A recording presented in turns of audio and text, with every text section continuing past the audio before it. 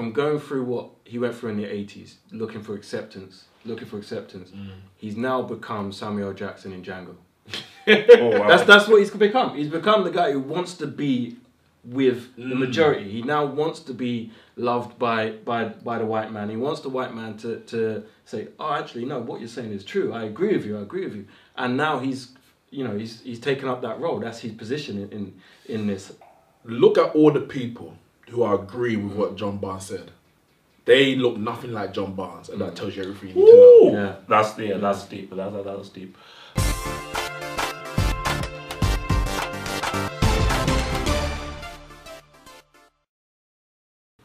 Okay, so time for now. I'm gonna enjoy this one because time for like our main topic right now, man. And this is obviously racism. You know, this so-called racist tweets and everything. So let's just give a little bit of a background now. So, Bernardo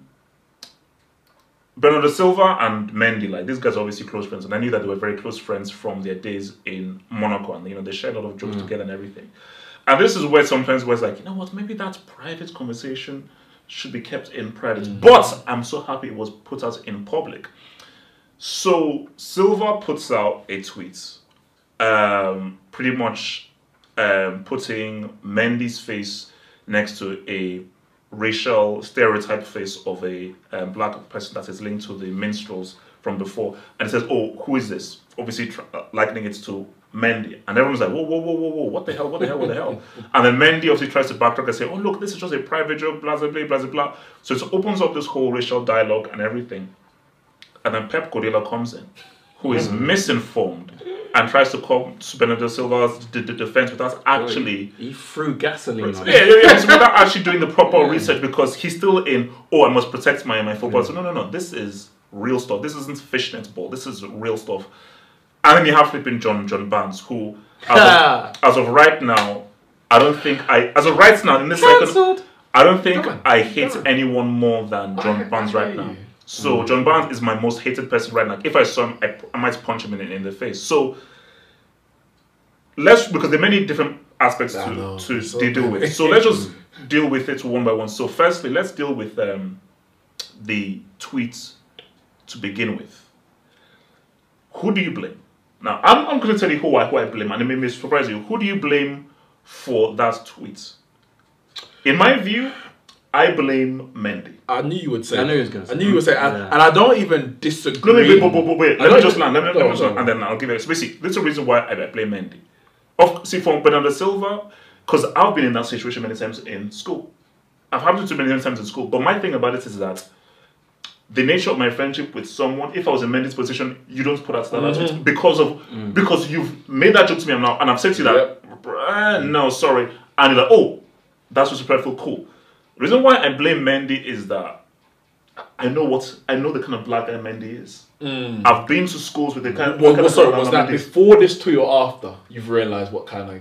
Oh, no, before this tweet. Okay. I knew what he was, because just the way that he went about, how he's, I'm like, okay, you're one of those black guys. So when I saw this tweet, I'm like, Mendy would be perfectly fine with that tweet. He would be fine with it, but because it's out in public, he's like, oh, if I do this, black guys will be there. So for Bernardo Silva, it's a Portuguese problem.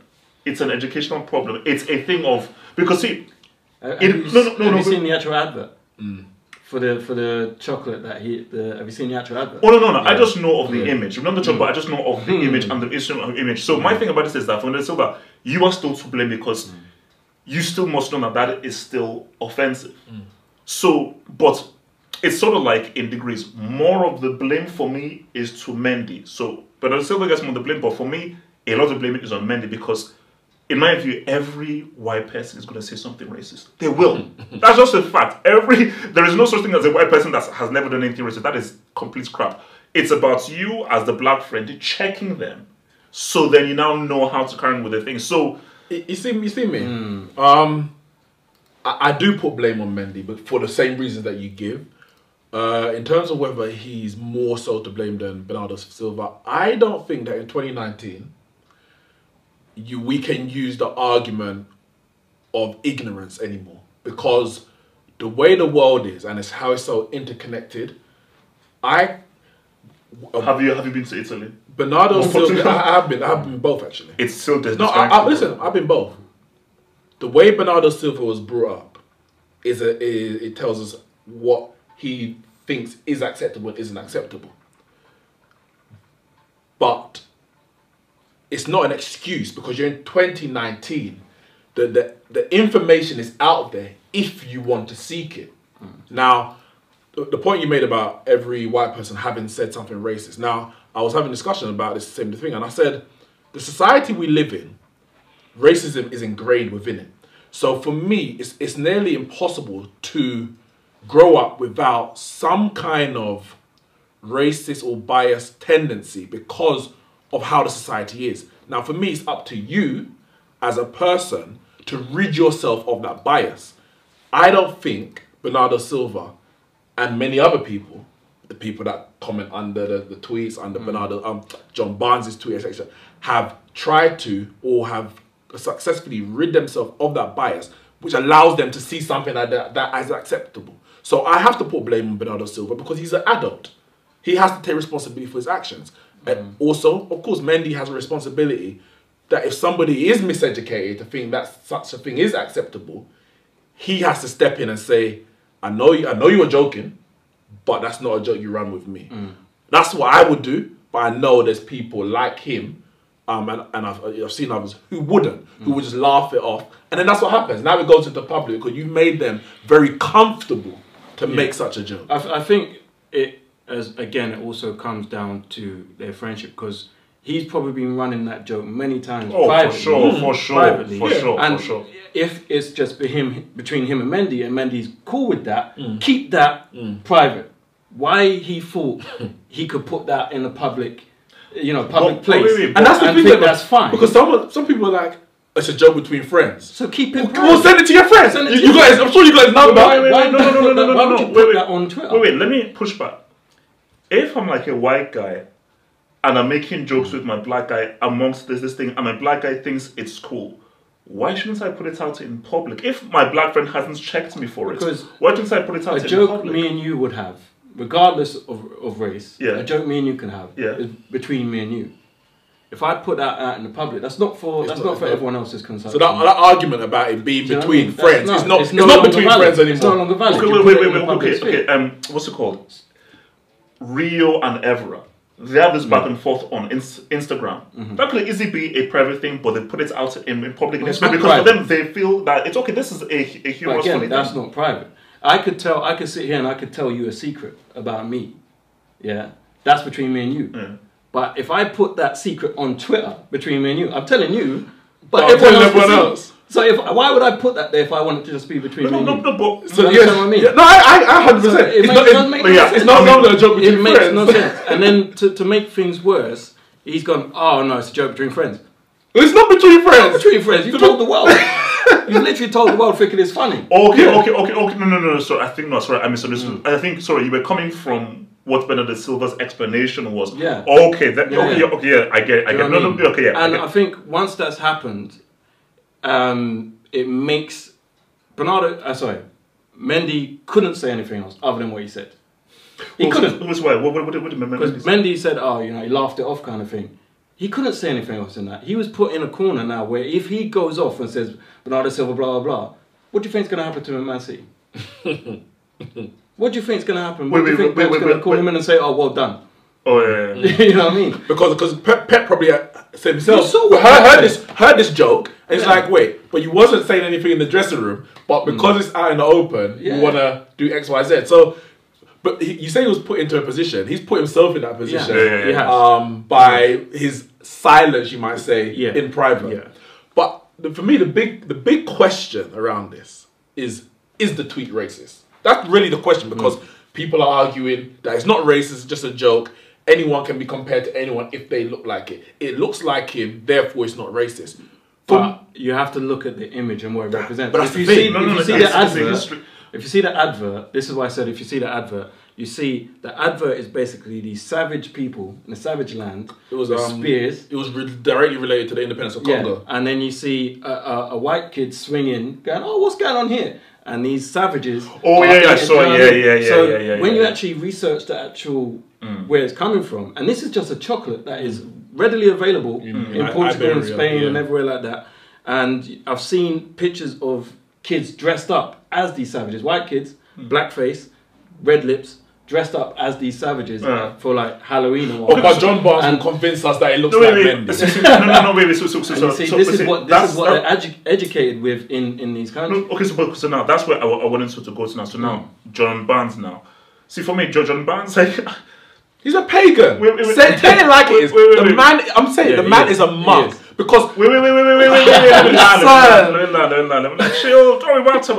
So my thing about John Barnes, this is that first of all I know of John Barnes with racism is backheeling the banana skin, and what a poignant image, because I know what Kevin Prince Boateng did. He walked up the pitch and then he gave a speech in front of the UN. I know what Jason Roberts did, where he was fully with, and I even followed this. Oh, Jason Roberts, man, you are really fighting fights. John Barnes, you were not known for fighting the fight. All we know of you is backheeling the banana skin, which is let me rise above things. So specifically for John Barnes, my thing about John Barnes is this, and like this, because I can say many things about why did he only go on there to talk about racism. Why did he ever go on there about punishment? But specifically for this, let's just stick to the point. He tried to fight people. No. So with Barnes, it's like, my thing is that we are all younger than John Barnes, and I know the history of. As soon as I saw the image, I know the history of that image. Of course. So even if you don't see the advert, you know it looks like a goalie wall. So it looks like a goalie wall. So my thing about this is that why? So where do you think? Just try and help me understand. Maybe I missed something. Where do you think John Barnes is coming from with his explanation, man? Listen, you know, he wants to stay relevant. That's in it. His job. He's thinking about his profession rather than anything else. Because remember, it weren't too long ago when there was coming, and he was championing this fight against racism, and all of a sudden now they're going towards him for every single racism issue. They're going to John. But the thing is, if you look at his history, even when he's talking about racism in football. He supported Liverpool and Suarez in that incident. He supported, and I'm using the word supported, he didn't even John Terry and that incident. Peter Beardsley most recently, and of course the Bernardo Silva. But additionally on top of that, so when someone has been accused of the racism, including Liam Neeson, he has defended that person before anything else. But when Jadon Sancho speaks about how racism makes him feel and other footballers, he says, not that we are going to, but it feels like, why should we even play this sport? He didn't say he's going to quit the sport. John Barnes comes out and says, basically, you don't have it tough. Give up football and you'll see what real racism is. Well, excuse me, for a 20-year-old lad expressing his feelings on racism whilst still playing the game, because he's playing it with the racism, and then he's having an interview, a discussion, using his voice that you tell him to use, and you're telling him basically, you can't complain because it was worse in my day, and you're in a privileged position. Well, excuse me, who are you to tell him or any person how they should or shouldn't feel when attacked or subjugated to racist abuse? Bernardo Silva's tweet is racist. Is Bernardo Silva a racist? I don't know Bernardo Silva. I think a lot of people from that area, Iberia, Portugal, Spain, they are educated or miseducated in their white supremacy. They believe that this is how black people are, this is how black people look. And Bernardo Silva is possibly a victim of that.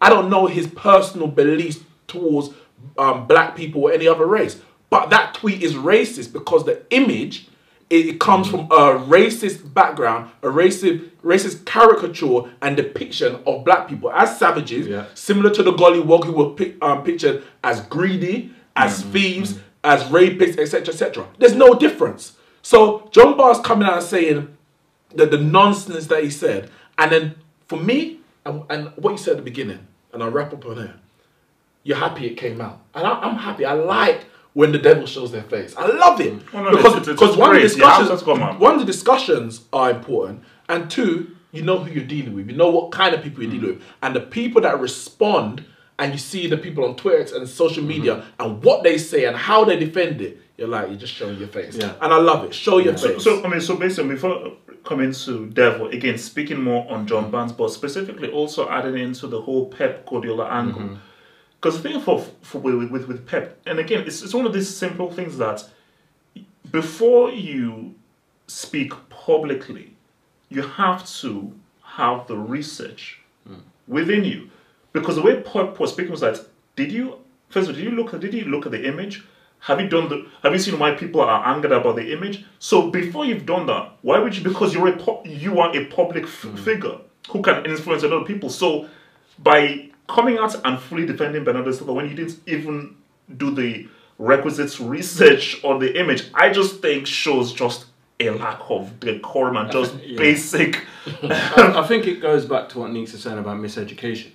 I think Pep has just come out defending his player when he hasn't actually taken the time out to research the levity of what has actually been said. He just thinks, oh, it's a joke between two friends. Mendy hasn't said anything, so why is everyone getting upset? He's not looking at it at the bigger picture. And I think he's very much just thinking, I have to defend my player. You know, he's added gasoline to the fire. And I think the worst thing that they could have done is put Sterling in the interview and ask him about it. What could Sterling say in that situation? Sterling going to say, no, you know what? He's out of order, blah, blah, blah, blah. When his manager's already come out and defended him. Yeah. So Sterling should have never been asked that question on TV. And what people are doing, I know I'm going slightly off subject here, but people are using that against Sterling, against all the good stuff that he's done. Yeah, they're now using this one subject, this one incident, to denounce everything that he's done before, because he's seemed to be sticking up for Bernardo Silva. I think that stems from what Pep said, and I think that shouldn't happen. But for Raheem though, what could he say? What's your even if he did think, even if he does think, you know what, he shouldn't have said that. Is he going to go on national TV? But it's funny because those kick it out shirts were stupid, by the way. Like, I mean, that was just that was just come on. Well, we know. But the thing is with me. Wait, when did they wear this? No, and before the game. What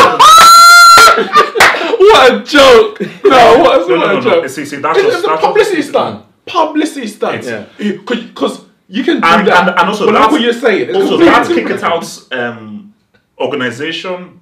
You're being used.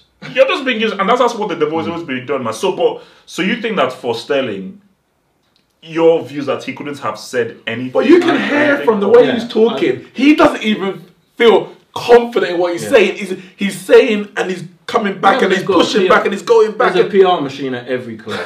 Do you know what I mean? And I wouldn't be surprised if Manchester City PR team said, if you get asked this question, say this. Do not say anything that's gonna, deviate from what the rest of the club are saying. You have to say this.